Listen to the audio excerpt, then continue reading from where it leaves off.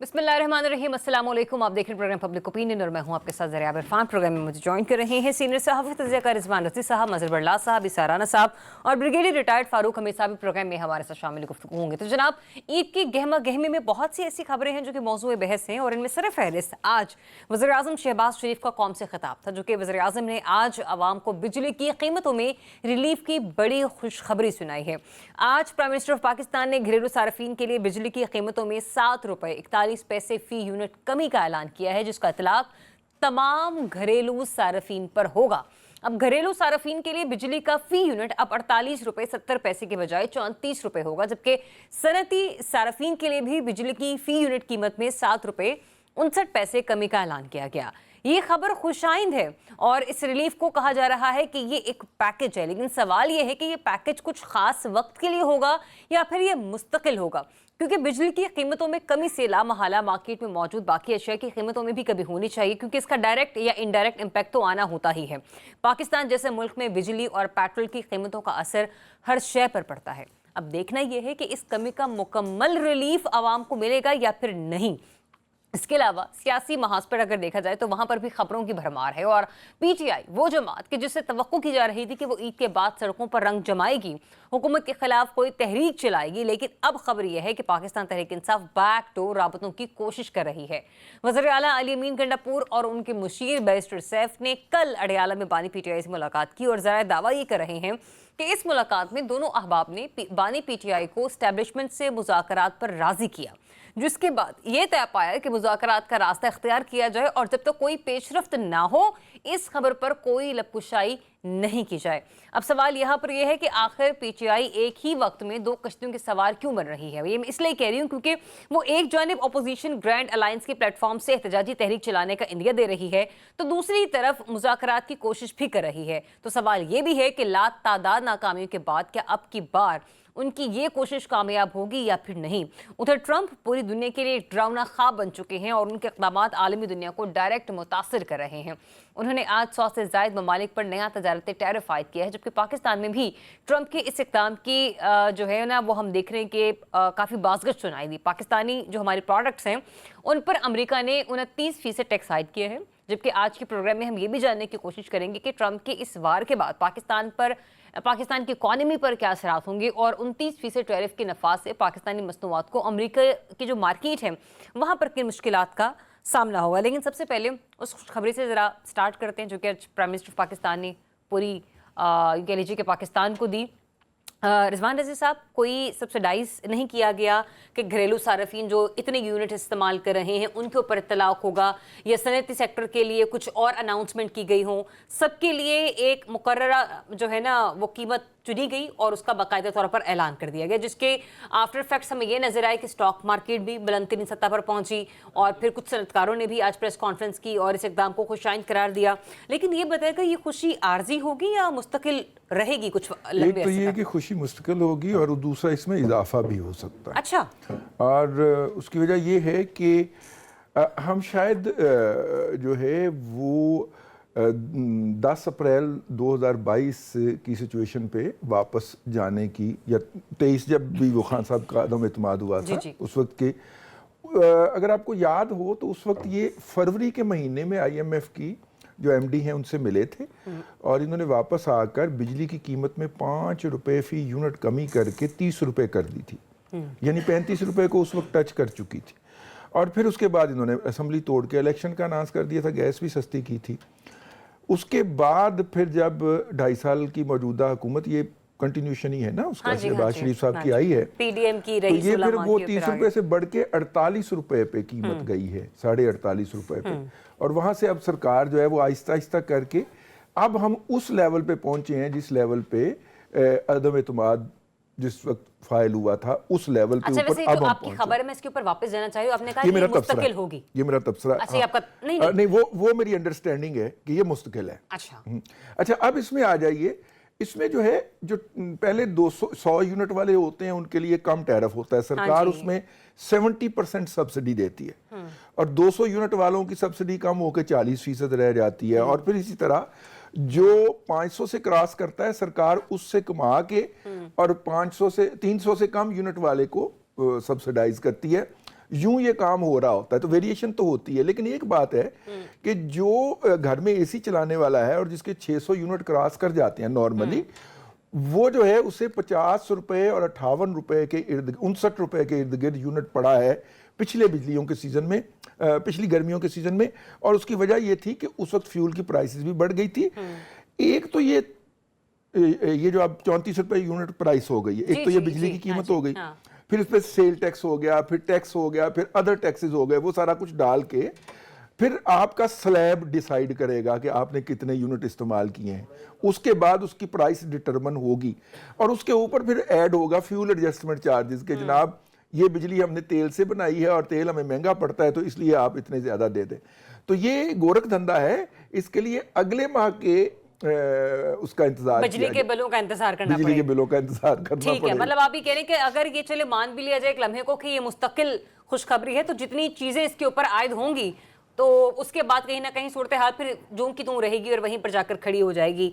मजहर बल्ला साहब, ये तो यूं कह लीजिए कि अपने तबसरे और तज़किये में रज़ी साहब ने एक लम्हे के लिए हमें खुश भी किया, दूसरे लम्हे उन्होंने हमें एक रियलिटी चेक भी दे दिया।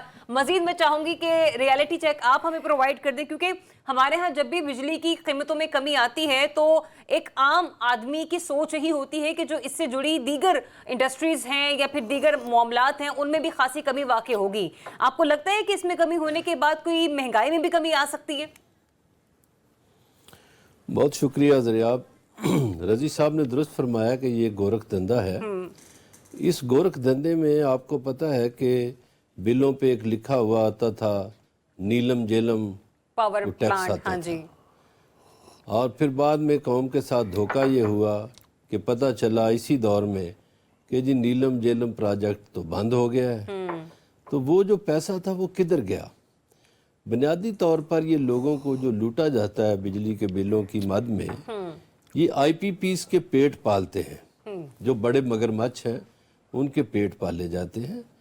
अब इन्होंने देखिए, आज मुझे वो चौधरी सरवर साहब मिले जो पंजाब में गवर्नर होते थे, नून लीग के दौर में भी होते थे, पीटीआई के दौर में भी। वो फरमा रहे थे कि जी 2022 में 19 रुपये यूनिट था, तो अब इन्होंने बढ़ा के तो अब उसमें कम करके तो फिर क्या कम किया है, या तो 19 रुपये पे ले आते। तो ये दुरुस्त इन्होंने फरमाया, ये गोरख धंधा। मेरा ख्याल है कि इसमें ना महंगाई में कोई कमी आएगी, ना लोगों को कोई खास रिलीफ मिलेगा। इसलिए कि जो ये टैरिफ का गोरख धंधा है कि 100 यूनिट से ज़्यादा हो जाए तो फलां हो जाएगा, 200 यूनिट से ज़्यादा हो जाए तो फलां, तो वो यूनिट तो वैसे ही ज़्यादा हो जाते हैं। दूसरा, बिजली की खपत इसलिए कम हो गई है कि लोग सोलर पे चले गए हैं। वेरी ट्रू, बिल्कुल ठीक है। हाँ, तो इसलिए बिजली की खपत भी कम हो गई है। और अब इतनी बिजली बन जाती है, ये कहते हैं ठीक है भाई अब बहुत इजाफी हो गई है। तो मेरा ख्याल है कि इससे कोई खास रिलीफ तो नहीं मिलेगा। अब आपने अगर रिलीफ देना था लोगों को, तो आप चीनी की कीमतें देख लें, जो 125 से उठा के 170-80 पे पहुंचा दी गई। आप जरा आप यकीन कीजिए कि ये जो अगर 10 पैसे कीमत चीनी की बढ़ती है तो रातों रात जो शुगर मिल मालकान हैं उनके अकाउंट में अरबों रुपया आ जाता है। बिल्कुल ऐसे ही। तो अब तो 125 से 170-80 पहुंचाई गई है। पता नहीं ये खरबों का डाका लोगों की जेबों पे डाला गया है, गरीबों की जेबों पे डाला गया है। और मुझे तो कोई तवक्को नहीं है, ना इधर कोई हालात अच्छे हैं, ना अमन अमान है, ना कोई बेरोजगारी का मसला हल हुआ है, ना कोई महंगाई का इशू हल हुआ है। मतलब इतने बड़े ऐलान के बावजूद आपको लग रहा है कि जो महंगाई का अंबार है या महंगाई से मुल्हिका जो हमारे तमाम पाकिस्तानियों के मसाइल हैं वो जो की तू रहेंगे? यानी आप अंदाजा करें, इस स्क्रीन पे नजर आने वाले 5 लोगों में से 3 ने घरों में सोलर लगवाया हुआ है। हाँ। ठीक है। और बाकी भी यही इरादा रखते हैं कि बाकी भी यही इरादा रखते हैं, जल्दी शिफ्ट हुआ जाए। बिल्कुल ऐसे ही है। बस ये रजीज साहब ने बहुत सच बोल दिया है कि देखिए सोलर पे लोग चले गए, अब आप सस्ता करें महंगा करें। अब जो जिनके यहाँ सोलर हैं उन्होंने तो लगवा रही है सोलर, जिस कीमत पे भी लगवाए, उन बेचारों को तो कोई फायदा नहीं, कोई रिलीफ नहीं है उनके लिए। ठीक, लेकिन वही बात आ गई ना, अभी जो हम बात कर रहे थे बड़ा साहब कि इनडायरेक्टली अगर फायदा हो जाता तो क्या ही कहने थे। फारूक हमीद साहब, पाकिस्तानी मामलात जो हैं या जो हमारे यहाँ पे गवर्नेंस का फुकदान है, अगर किसी चीज़ में कोई कमी वाकई हो भी जाए, चाहे वो पेट्रोल प्राइस ही क्यों ना हो या फिर ये हम जिस तरीके से बिजली की कीमतों में कमी की बात कर रहे हैं, इनडायरेक्टली आवाम को बाकायदा तौर पर वो मतलब ये कह लीजिए कि जो खुशखबरी है ना वो महसूस करने को भी नहीं मिलती है। तो फिर ये बताइएगा, ये तो रियलिटी चेक्स दोनों ने दे दिए, बरला साहब ने भी दे दिया, रिजवान रज़ी साहब ने भी दे दिया, तो फिर ये जो IMF का वफ्द कल पाकिस्तान आ रहा है, कहा यह जा रहा है कि अब जो हुकूमत ने नया बजट बनाना है जून के लिए, उसमें पाकिस्तानी हुकूमत की वो मदद देगा या एक तरीके से यूं कह लीजिए कि सीधा सीधा डिक्टेट करेगा। तो हमारे लिए सबसे बड़ा मसला ये होना चाहिए कि IMF का जो वफ्द है वो पाकिस्तान पहुंच रहा है, ये छोड़ दें कि बिजली की कीमत 7 साढ़े 7 रुपए सस्ती हो गई। बिस्मिल्लाहिर्रहमानिर्रहीम, बहुत शुक्रिया। मेरा ख्याल ये है कि वो अंग्रेजी में कहते हैं बेटर लेट देन नेवर। चलो कोई कुछ तो मिला ना जाते जाते। देखें, अगर चंद रुपए की रिलीफ भी है तो let us show big heart, government को चले क्रेडिट दे देते हैं। ठीक है। लेकिन बात ये है, और ये भी अच्छी बात है कि इसमें जो इंडस्ट्रियल कंज्यूमर है वो भी है, डोमेस्टिक सारे हैं। अब इंडस्ट्रीज वाले तो हमेशा से छोड़ डालते रहे कि जनाब हमें आपने बहुत नॉन कम्पिटिटिव कर दिया है, खासकर ये जो टेक्सटाइल एक्सपोर्ट में बांग्लादेश के हवाले से, इंडिया के हवाले से। तो वो थोड़े खुश होंगे कि चले हमारी कुछ मामला बेहतर हो जाएंगे टेक्सटाइल एक्सपोर्ट में, चाहे बेशक वो टैरिफ वाला चक्कर आ गया अमेरिका के साथ, तो वो एक अलग सब्जेक्ट है। लेकिन फिर भी आपको लगता है कि एक्सपोर्ट बढ़ सकती है इस इनिशिएटिव के बाद? जी देखिए, फर्क पड़ सकता है। आई एम श्योर जो इकोनॉमिस्ट हैं वो भी देखते हैं कि उनके क्या इसके ऊपर सारे डिटेल आते हैं, तजज़िये आते हैं और कैसे फैक्ट्स सामने लाए जाते हैं, इसका इम्पैक्ट क्या होगा। लेकिन मैं 2-3 बातें करना चाहता हूँ आपकी। एक तो बात आपकी सही है, जो IMF वाले अभी गए थे 10 दिन पहले, अभी फिर वापस आ गए। तो एक्चुअली लास्ट ईयर भी हुआ था, इस साल भी वही बैठ के आपका बजट बनाएंगे, वही आपको डिक्टेट करेंगे। आपने सही टर्म इस्तेमाल किया, क्या आपने करना है, क्या आपने नहीं करना। रियल एस्टेट के FPI वालों को बड़ा ये अच्छा एक कदम अनाउंस हो गया था गवर्नमेंट का भी कि वहां पे भी कुछ मामला को में तेजी लाने के लिए हम FPI के टैक्सेस कम करेंगे, वो ताकि बाइंग सेलिंग पाकिस्तान में रियल एस्टेट की एक्टिविटी शुरू हो, कंस्ट्रक्शन की। लेकिन लास्ट खबर ये थी कि IMF ने उस पर एग्री नहीं किया। तो ये बिजली का जो रिडक्शन है ये भी IMF के अप्रूवल के बाद हुए। लेकिन इंपॉर्टेंट पॉइंट देखिए, हम कुछ अर्से से देख रहे हैं कि पाकिस्तान की अशराफिया जो है ये हमेशा फायदे में रहती है, बहुत फायदे में। चाहे पेट्रोल की कीमतें हो, चाहे शुगर की कीमतें हो, बिजली की टैरिफ, ये आपने एक पैटर्न देखा है कि ये पहले इनको चढ़ाया जाता है कीमतों को, और जो अशराफी हैं, जो वेस्टेड मफादात हैं, वो जनाब दबा के अरबों खरबों बनाते हैं।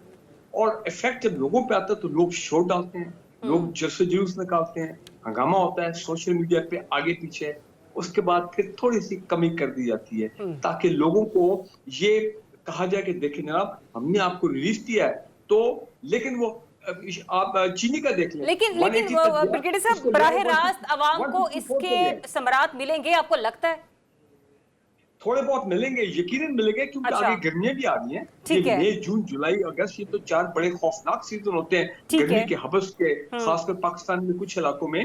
तो यकीनन लोगों को थोड़ा बहुत रिलीफ मिलेगा। लेकिन अब रजी साहब ने टैक्सेस की बात की, मैं अभी अपना बिल देख रहा था, ईमान से 14-15 टैक्सेस हैं इस बिल के अंदर। मैं हैरान रह गया कि मैं आपको क्या बताऊं, 1-2 टैक्स ऐसे हैं कि देखते उनको देख के भी हंसी आनी शुरू हो जाती है। फर्दर टैक्स एग्जैक्टली, इजाफी टैक्स को लिखा हुआ है इन्होंने, बिल्कुल ऐसा ही है। एग्जैक्टली, मोर टैक्स भी लिखा हुआ है। जो फ्यूल प्राइस एडजस्टमेंट है वो अलग, और 5-6 टैक्सेस उसके ऊपर हैं।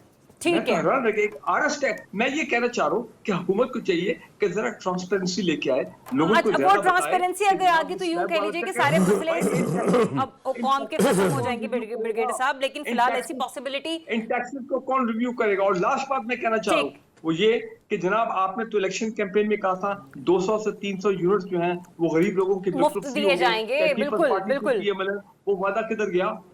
ठीक है, इसार राना साहब, 200 से 300 यूनिट तो ब्रिगेडियर साहब ने गिनवा दिया, इसके अलावा भी बहुत सारे ऐसे वादे हैं जो कि हुकूमत अभी तक वफा नहीं कर पाई है। लेकिन ये जो IMF का अब कल आ रहा है वफ्द पाकिस्तान, और बजट के हवाले से डिक्टेट किया जाएगा पाकिस्तान को, खबरें ये आ रही हैं कि 35% जो टैक्स रेवेन्यू है उसकी कलेक्शन को बढ़ाने के ऊपर जो है ना हुकूमत गौर कर रही है। दैट मीन्स कि पिछले साल 12,000 था, इस साल 15,000 अरब कर दिया जाएगा, तो सर वो जो 12,000 नहीं हमने पूरे किए, तो जो बीच के 3,000 है वो हम कहां से पूरे करेंगे? ये समझ नहीं आ रही है। फिर लगे हाथ 7.5 रुपए कम भी कर दी बिजली का फी यूनिट, वो भी किसी तरीके से आवाम के लिए तो कुछ नेक शुगून नहीं है, जिस तरीके से रजी साहब ने जो नक्शा खींच दी है। मैं तो ना रजी से बहुत बुरी तरह नाराज हूँ। ये कोई ख्वाब हमें ना पूरी तरह नहीं देखने देता। मैंने वजीर आजम की तकरीर के बाद सारे घर की लाइटें ऑन करवाई। मैंने कहा सब पंखे खोलो, सारे एसी चला दो। अच्छा। और अब हमारी मौजें हो गई हैं, अब कोई टेंशन नहीं। अभी इन्होंने फटाफट मुझे बताया जी अभी तो टैरिफ का यूं होना है और यूं होना है। अभी मैंने मैसेज किया कि खुदा दा वास्ते बंद कर दो। तो ये केड़े चक्कर च पै गए, ठीक है ना। मैंने कहा सारे कुछ बंद कर दो। अभी रजी ने मुझे चौंका दिया है कि भाईजान ज़रा इतने खुशी मनाने की ज़रूरत नहीं है, अभी आगे देखें, पिक्चर अभी बाकी है। दूसरी बात यह कि देखें कोई भी काम हो, अगर इन्होंने पैसे कम किए, मैं बिल्कुल इसके वज़ीर आज़म को मैं कहता हूँ कि उन्होंने बहुत अच्छा काम किया। चलें कुछ भी बचेगा, 1 रुपया ही बच तो रहा है ना किसी गरीब आदमी को। लेकिन असल सवाल ये कि आपकी नीयत क्या है? क्या आप वाकई नीयतन कोई गरीब आदमियों को रिलीफ देना चाह रहे हैं, या आप एक नैरेटिव डेवलप करना चाह रहे हैं कि जी अब हुकूमत के ज़मीन पे पाउंड लग गए हैं और इकॉनमी की वापसी रिवाइवल शुरू होने जा रही है और स्टॉक एक्सचेंज भी आसमानों पे जा रहा है, एलन मस्क का तैयारा तक टकरा गया, इतना बुलंदी पे चली गई है। तो अगर इस तरह का कर रहे हैं तो वो अलग चीज़ है। अगर आप गरीब तो अपने स्टॉक्स क्रैश कर गए हैं साराना साहब, वो इसी के हुए हैं। जब से पैसे बिजली की कीमतें गिरी है ना, हाँ, ये आपस में टकरा गए थे। सारा कारोबार ढंग से गिर पड़ा है। अच्छा। हाँ जी, वो गिर पड़ा। उन्होंने कहा कि वहां पे एकदम इतना कौमों के जहनी इर्तका का अंदाजा करें कि हमारा वजीर आजम, वजीर दाखिला, वजीर आला एक तकरीब में इकट्ठे होते हैं इस बात पे कि उन्होंने एक अंडरपास बनाया है, उसका इफ्तिताह है। हाँ। और एक शख्स एलन मस्क है जो कहता है मैंने 3 साल बाद मरीख को आबाद कर देना है। कौमों की ज़हनी इर्तका को समझिए आप कि हम एक अंडरपास के ऊपर, हमारा वजीर आजम, वजीर दाखिला, वजीर आला इकट्ठे होकर कहते हैं कितना अजीम कारनामा अंजाम दिया है। मैं चलें वो छोड़े, मैं इस तरफ मैं फिर वापस इसी तरफ आता हूँ। मैं तो ये कह रहा हूँ देखें बिजली की कीमतें कितने दिन तक आप हमें ये रिलीफ देंगे कोई पता नहीं है, और इस रिलीफ में क्या रफड़ पड़ता है आगे चल के ये भी कोई पता नहीं। टैरिफ क्या बनता है, स्लैब्स क्या बनती हैं, इसका भी मैं अभी नहीं कह रहा। लेकिन पेट्रोल की कीमतें पूरी दुनिया में नीचे आ गई हैं, उसमें तो वो ऐसा रिलीफ था जो हमारा फौरी हक था। और तीसरी बात यह कि ये जो हम कहते हैं ना रिलीफ दे दिया, भाई ये रिलीफ नहीं है, हमारा हक है यार। हमसे लूट रहे हो हमें, तुम हमें लूटते हो, तुम पिछले कई सालों से लूटे जा रहे हो मुख्तलिफ तरीकों से तुम, और उसके बाद 60 रुपए बिजली ले जाके 6 रुपए कम करके आप कह रहे हो हमने रिलीफ दिया। ये ऐसे ही किसी बंदे को खंजर कोई मार दे और पूरा खंजर जब चले जाए तो थोड़ा सा बाहर निकाल के कह देखो मैं तेनू रिलीफ देता है। और भाई पूरा खंजर निकालो, हमारा कसूर क्या है? हमारे पल्ले से तुम आईपीपीस को पाल रहे हो। मैं तो गालियां देता था बाहर के आईपीपीस को कि जी उन्होंने सानू लूट के खा लिया। बाद में मुझे पता चला कि 80% आईपीवीज तो हमारे अपने सरमायादारों की और अपने इदारों की है। हम उनको जो कोसने देते थे झोली फैला फैला के, मैं तो इतनी ऊंचे झोली उठा लेता था कि लोग मुझे कहते थे थोड़ी नीचे करके बदुआ दो। कहते मुझे पता चला कि देखिए इतने जोश में आ गए उनकी आवाज बंद हो गई। कोई मतलब नहीं कि टेक्निकल एरर है, लेकिन बात यहाँ पे 100% इसाराना साहब भी दुरुस्त कर रहे हैं कि आईपीपीस के हवाले से जो हम लोग धमाले डाला करते थे वो भी हमारे सामने, और 5 से 7 आईपीपीस बंद करके मेरे ख्याल से अगर इतना रिलीफ मिल रहा है तो फिर मेरे ख्याल से वो जो हमारे सरकार ने जो अपने जेनकोस जो थे ना, वो जो पुरानी टेक्नोलॉजी वाले थे वो भी बेचे हैं, वो बेच ही दिए ताकि उनके कैपेसिटी चार्जेस ना देना पड़े। तो 7 अरब रुपया उसका भी बचा रिलीफ बना है। तो सोचें अगर बेशुमार आईपीपीस बंद कर दी जाए और हुकूमत अगर कोई सख्त किस्म के फैसले कर ले तो इस 7 रुपए की जगह हमें 40% कैपेसिटी चार्जेस सरकार के अपने जेनकोस को जा रहे हैं। सरकार 40% तो फौरी तौर पे रिलीफ दे सकती है ना। चलें, ये जितनी रियलिटी चेक्स आपने दिया, आई विश की हुकूमत इसके ऊपर थोड़े बहुत कान धरे। ब्रेक लेते हैं, ब्रेक के बाद आपको फिर से ज्वाइन करेंगे। Stay tuned. Welcome back once again. अच्छा, पाकिस्तान तहरीक इंसाफ के हवाले से कुछ मुतजाद खबरें मंजर यहाँ पर आ रही हैं। मुतजाद में इसलिए कह रही हूँ क्योंकि अब से कुछ देर पहले शेख वकास अकरम साहब की भी एक स्टेटमेंट मंजर यहाँ पर है जिसमें उन्होंने इस बयान की तरदीद की है कि पीटीआई और एस्टेब्लिशमेंट के दरमियान बैकडोर मुज़ाकरात की जो खबरें हैं वो बेबुनियाद हैं। मीडिया जो है वो अपनी तरफ से कुछ खबरें चला रहा है और ये हुकूमत की तो ख्वाहिश हो सकती है, ये हुकूमत की तरफ से प्रोपेगेट किया जा रहा है। मीनवाइल दूसरी तरफ से खबर ये आती रही कि अगर ये टास्क सौंपा गया है तो अली अमीन गंडापुर साहब और बैरिस्टर सैफ साहब को सौंपा गया है। और दूसरा ये कि इस सिलसिले में कहा यह जा रहा है कि जब तक मुज़ाकरात कामयाब नहीं हो जाते या किसी नतीजे पे पहुंच नहीं जाते उस बात को खुफिया रखा जाएगा। अब इससे बेशतर सवाल जो हैं वो जन्म लेते हैं, लेकिन सबसे पहले तो मैं ज़रा यहीं से आगाज़ कर लेती हूँ कि हमारे तज्ज़ियाकारों की खबर क्या है और उस खबर के मुताबिक फिर उनका तज्ज़िया क्या है। मज़हर बरला साहब, मुझे ये बताएगा आपका तजुर्बा या आपकी जो ज़राए हैं वो आपको क्या इशारा दे रहे हैं कि वाकई ये यकीन दहानी करवाई गई है बैरिस्टर सैफ को और अली अमीन गंडापुर साहब को कि आप एस्टेब्लिशमेंट के साथ जो है वो बैकडोर चैनल जो है फिर से फाल कर दें? नहीं, बैकडोर चैनल तो फाल है, अच्छा, पहले से फाल है। ठीक है। ये यकीन दहानी क्या करवानी है या नहीं करवानी, ये कई दफ़ा मुज़ाकरात पहले होते रहे बैकडोर पे ही, अच्छा, और कई दफ़ा वो मुज़ाकरात का सिलसिला टूटा, फिर मुज़ाकरात होते रहे। इसमें देखिए रात नहीं, ही इस मेरी वक्त बात जो हुई है। मुकर्ररा वक्त में जो खबर आई है इसके ऊपर मैं स्पेसिफिकली जानना चाह रही हूँ कि एक बार फिर से आपको लगता है एक्टिवेट हो गया ये मामला या हो जाएगा आने वाले दिनों में? मैं यही गुजारिश करने जा रहा हूँ कि रात मेरी बात हुई है, वो पाकिस्तानी जो बिजनेसमैन है चौधरी तनवीर साहब जी, जो ह्यूस्टन में होते हैं, जो मुख्तलिफ डॉक्टर्स को लेकर यहाँ आए थे। अब तनवीर की मुझे पता है, मेरा दोस्त है वो, कि उसकी पहले अक्टूबर में मुलाकात हुई हाँ जी, अडयाला में, फिर उसकी नवंबर में मुलाकात हुई, फिर उसकी जनवरी में मुलाकात हुई। और ज़ाहिर है जो एस्टेब्लिशमेंट के लोग हैं उनसे भी उनकी मुलाकातें होती रहीं। तो अब ये है कि मुझे एक अहम रहनुमा ने रोज़ों से कबल, ईद से कबल आखिरी रोज़े चल रहे थे, तो उन्होंने कहा कि ये होने जा रहा है। अच्छा, तो मैंने कहा कैसे?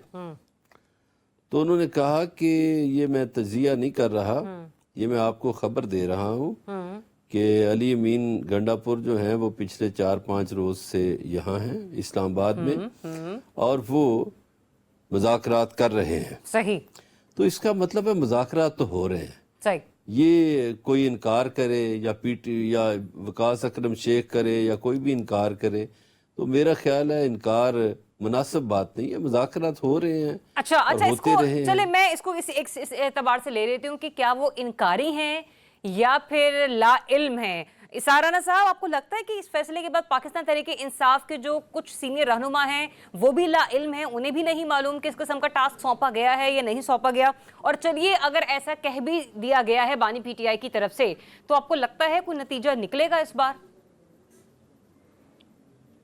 दो चीज़ें हैं, देखें, ये अभी एक साइड का वर्शन कह लें या नैरेटिव है जो हम तक आ रहा है जी, क्योंकि दूसरे साइड के लोगों को तो मिलने ही नहीं दिया जा रहा। अगर जाके अलीमा मिलती हैं हाँ जी, और हाँ जी, वो बाहर आके कहती हैं कि हाँ ऐसी कोई चीज़ हो रही है, तो फिर बात समझ आती है। ठीक है, अभी तो आप भेज ही उन्हें रहे हैं जिनको आप भेजना चाह रहे चाहते हैं, हैं। उनको तो मिलवा ही आज नहीं रहे बल्कि जिनसे इनफैक्ट खान सलमान साहब अकबर मिलना चाह साहब रहे से भी मुलाकातें हुई। हाँ जी, वापस आ गए वो हाँ लोग। जी। इससे आपको जरा आप बात को समझें कि कोशिश ये हो रही है कि वो लोग जो बाहर आके ये भांडा फोड़ें कि ये ऐसी कोई बात नहीं है, उनको अभी ना मिलने दिया जाए। अभी इन लोगों को मिलके और इस चीज़ को ज़रा कुक किया जाए और इसे ज़रा पकाया जाए, ठीक है। लेकिन मेरा सवाल बात इस दोनों से हटके, क्योंकि अब बरलास तो बड़ा आदमी है, इसको तो बरतानवी भी मिल लेते हैं, चौधरी सरवर भी मिल लेता है, मैंने तो हमसाया नहीं मिलता। मैं तो 4-5-6 नहीं मिलने दिया गया ना, निकला मिलता नहीं निकलता भी तो मुझे किसी ने नहीं मिलना था। लेकिन मैं जो अर्ज़ करना चाह रहा हूँ कि फिर इससे एक बात तो साबित हो गई कि ये मुकदमे, ये गिरफ्तारियाँ, ये सब कुछ ये ढकोसला है, ये ढोंग है। अगर मुज़ाकरात कामयाब हो गए तो ये सब कुछ ख़त्म हो जाएगा। यानी हमारी अदालतें, हमारा कानून, हमारा आइन, हमारी पार्लियामेंट, ये सब धोखा है। ये एक ऊपर बने हुए पानी के बुलबुले हैं जिन्हें रख दिया गया है, जो मुज़ाकरात की कामयाबी के बाद ठुस करके फट जाएंगे ये, और इनका वजूद ख़त्म हो जाएगा। वो अदालतें जो सजाएं दे रही हैं, वो अदालतें जो मुकदमात सुन रही हैं, वो जो पुलिस वाले जिन्होंने मुकदमात बनाए, वो सब झूठ साबित हो जाएगा। तो ये कैसा निज़ाम है हमारा यार?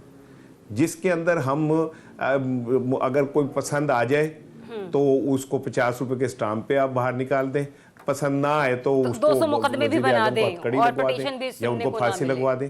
मैं तो बिल्कुल हटके एक बात कर रहा हूँ, पाकिस्तानी के तौर पे मैं कह रहा हूँ कि मुझे तो फिर ये निज़ाम ऐसा लगता है कि ये सब हमें बेवकूफ़ बनाया जा रहा है। हम इलेक्शन को समझते हैं, वोट की अहमियत को समझते हैं, हम जमहूरियत को मान रहे होते हैं, पता चलता है ये कुछ भी नहीं है। बिल्कुल। और आज मामलात शिबली कहीं फराज और साहब भी होते यही हैं, कहते हैं कि कहीं जब और अदालतों जोड़ ने तोड़ अपने होते दिए गए फैसलों पर अमल दरामद नहीं करवाना तो अदालत के जजेस साहिबान को इस्तीफे दे देना चाहिए। मैं तो ये हैरान हो रही हूँ कि शिबली फराज साहब आज इस किस्म की गुफ्तगू क्यों कर रहे थे, क्योंकि ये तमाशा तो आइन की पामाली का एक पिछले 2-2.5 सालों से सुप्रीडेंट जेल, लगा हुआ है। एक सुप्रीडेंट जेल आपके तमाम निजाम पे भारी है, बिल्कुल। एक सुप्रीडेंट जेल आपके तमाम निजाम पे भारी है। 100% वो आपके प्रोडक्शन आर्डर को ऐसे उठा के फेंकता है, कहता है जाओ ले जाओ तुम।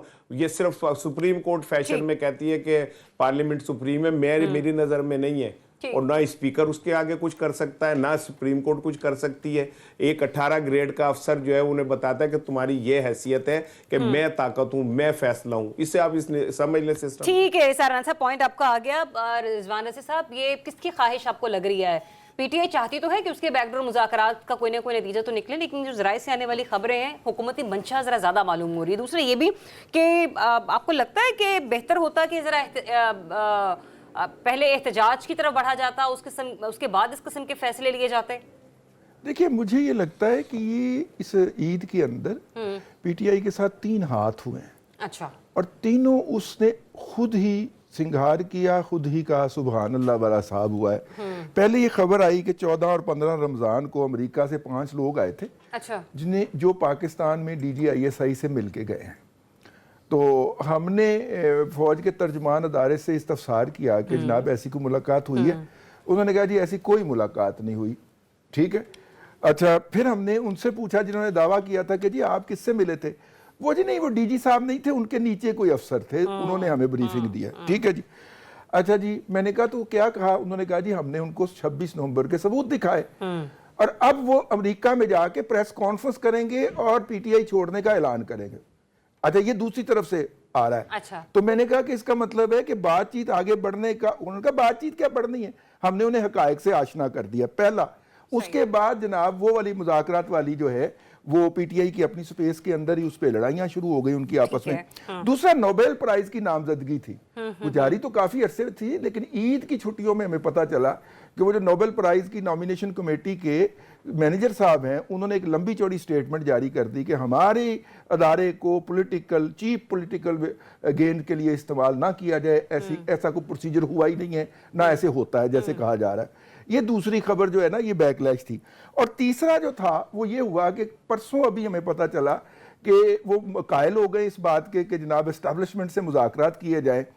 और अभी मैं जब यहाँ पे आ रहा था, फिर मैंने तर्जुमान से पूछा, जो तर्जुमान है जी ऑफिशियली मेरे कोई सोर्सेज थोड़ी हैं अब बरलास साहब की तरह, मैं तो सीधा सीधा तर्जुमान ਨੂੰ ਪੁੱਛਣਾ ਹੁੰਦਾ कि भाई ना की गल नहीं रहने दे रज़ी साहब, बटियाला में कौन जा रहा है कौन नहीं जा रहा है, किसने क्या कहा, ये सब आपको पता होता है। वहां पे है अली साहब, हाँ। जरियाब 1 मिनट, फिर तर्जमान से ये पूछ ले कि मोहसिन नकवी के घर माफी मांगने कौन गया था। अच्छा, ये भी पूछ, चलिए ये भी पूछेंगे, लेकिन वो अदरवाइज बता रहे हैं, लेकिन इसको छोड़े में दोनों मेरे दोस्त हैं।